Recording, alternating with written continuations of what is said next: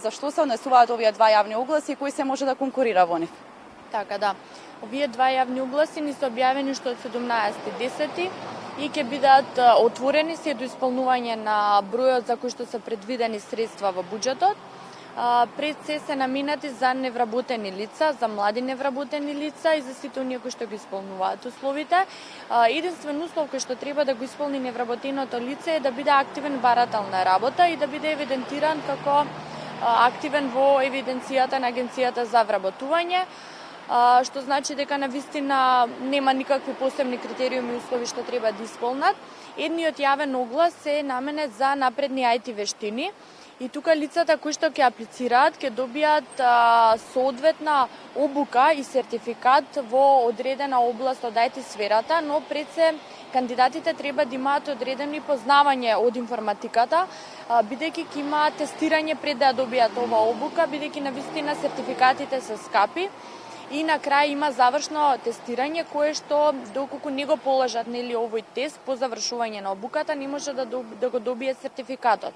Па затоа лицата кои што аплицираат би требало навистина да имаат познавање, основно познавање од информатиката. Тука се планирани да поминат 202 корисници, односно на 202 лица да им биде доделена обука и на крај сертифицирање се со цел завршување на целиот овој процес и добивање на сертификатот.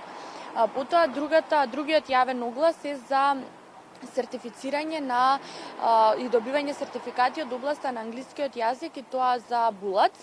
Ова беше навистина имаше голем интерес во првиот јавен оглас и беше на барање на невработените лица, па затоа се одлучи да се продолжи со оваа обука и се обезбедени средства за уште 384 корисници, односно невработени лица.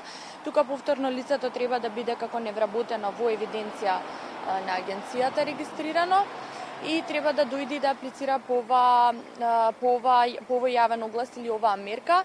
И нормално лицето кое што ќе аплицира треба да има познавање на англискиот јазик, бидејќи покрај обуката ќе треба да го полага испитот кој што навистина не е толку лесен можеби. И полагањето по завршување на обуката мора во рок од 1 месец да го положи испитот и потоа да го добие сертификатот. Буџетските средства ги обезбедува агенцијата, односно сите услуги и мерки кои што ги нудиме кон невработените лица се бесплатни.